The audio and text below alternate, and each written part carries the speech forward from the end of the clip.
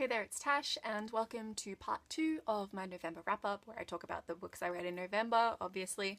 This is part 2, where I talk about the books I didn't read for non-fiction November, so obviously the 2 fiction books that I read this month.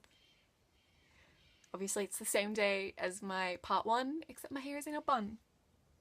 Because it is stupidly hot. Like it's like 5:30. I shouldn't be this sweaty at 5:30. Anyways, so this month I read a lot of really hyped books, and usually I ignore the hype train. No thanks, I don't want a ticket on there. But this month I learned that sometimes the hype train exists for a reason, because sometimes the books on the hype train are kind of good. So the first book I read this month that was fiction, what are sentences, who even knows, was an exceedingly hyped book, and that was Crooked Kingdom by Leigh Bardugo. And this is the second book in the duology, so obviously it was the last book of the Six of Crows duology, and the first book obviously being Six of Crows. I gave it 5 stars.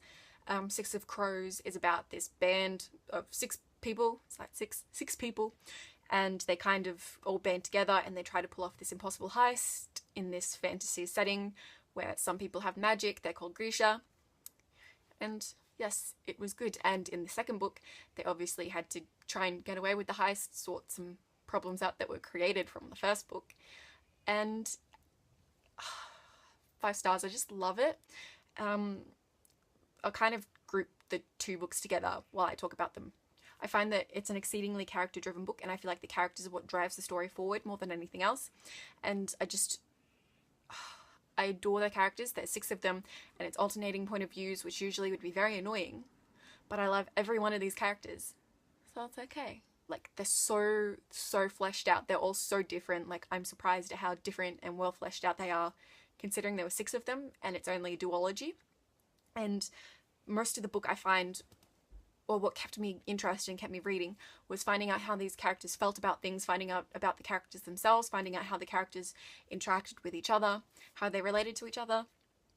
And even though it was set on a fantasy backdrop, that wasn't the main focus of the story. The main focus was still the characters, because I feel like with magic systems and books with magic in it, magic sometimes makes it a bit too easy, and that's too much of the focus. And when it drifts away from the characters, I kind of get a bit bored. And like, when every chapter is just like magic, I kind of just don't care. But in fact, magic wasn't a giant part of this book. Like, it was there, and if you like magic systems, this was a cool magic system. You do learn about it, it is a part. But really only one of the main characters out of the 6 was really a magic user, so I thought that was nice. This is just a good book. And even though the plot wasn't the main focus, in my opinion, it was a good plot. Like, I got led around, I got sent for a rabbit chase, I found a dead end, I fell for it, I fell for the plot twists. I liked the pacing, I never got bored. I liked the romance was really subtle and it was really slow, and it was kind of is it maybe, which I frankly adore.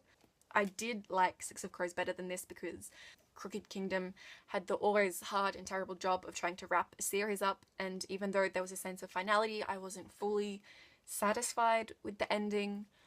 Particularly, I'm not happy with that one thing that happened at the end, and if you've read the book, you know what the thing is. I felt it was really unnecessary, and usually in fantasy books, I want something like that to happen, just to make it a bit more realistic, but I felt with the vibe of the book and everything that had happened beforehand, it was a real non sequitur, and it just was so unnecessary. And I still think it was unnecessary. I read Six of Crows before I attempted to read the Grisha Trilogy by Leigh Bardugo, and I really did not like the Grisha Trilogy. I only read the first book. I can't say I don't like the whole trilogy, but I didn't like the first book, and I probably won't continue. So if you read the first book in the Grisha Trilogy and you didn't like it, so that's kind of putting you off, kind of off-putting, and you don't really want to read Six of Crows because of that, I would tell you to try and give Six of Crows a try, because I love Six of Crows, even though the Grisha Trilogy was more plot-focused and setting-focused, and like not very character driven, and I didn't really like the characters and did not. And the second book I read that was non-fiction is Simon versus the Homo Sapien Agenda by Becky. And this is another really hyped book, but again, it was good.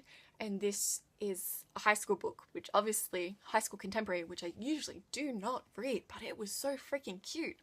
This is about a 16-year-old in high school who sort of forms a flirty relationship, friendship type thing with another guy anonymously over emails. So they've been emailing each other, and they know that they go to the same school, but that's all they know about each other. And basically, one day, someone finds out about these emails and starts blackmailing the main character, Simon, about these emails, and threatens to expose him to the whole school. And to buy his silence, the blackmailer wants Simon to hook him up with his friend. And so Simon has to deal with this, and because he doesn't really want to expose himself, but more so he doesn't want to expose Blue, the person he's been emailing. And so he has to deal with this and high school and emailing Blue and trying to find out who Blue is. Yeah, there's like a nice balance of like drama, plot, character driven. Everything was just really balanced, and it was like 300 pages, but I've read it literally in one sitting. I don't think I got up once. I just straight up read this, which I haven't been able to do in a while, which was nice. It was just really easy to fly through. The language was really simple. The characters, I love all the characters except for maybe the blackmailer. But Blue, I love most of all because he reminds me of, I don't know how to pronounce his name. I can spell it. But Combeferre from Les Mis, who I love. So I love Blue. And it was just really cute. And I really like how Becky sort of touched on big issues. Like, there's one point where Simon is talking about how his friend has to catch the late bus because she lives really far out of town, and how his, like, town is really segregated. No one really talks about it, and mentions briefly, like, the fetishization,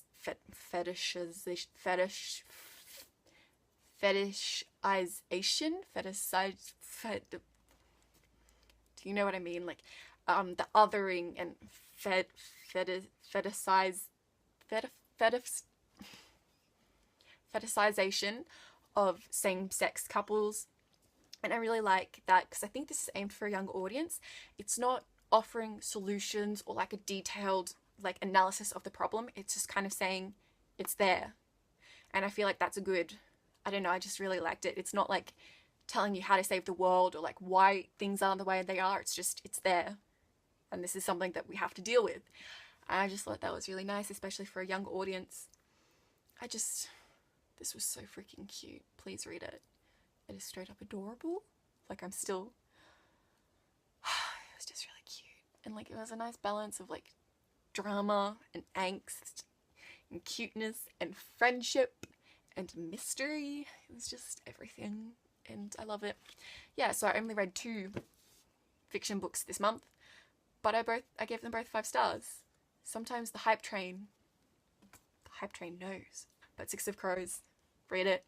Simon versus the Homo Sapien Agenda, read it. Get on that hype train. 1 ticket to hype train, please. I'm on. Let's go.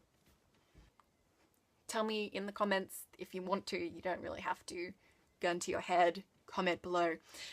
If you want to, tell me what books you've been reading, if they were good and I should read them. I'm always like super intense for book recs. Alright. Bye.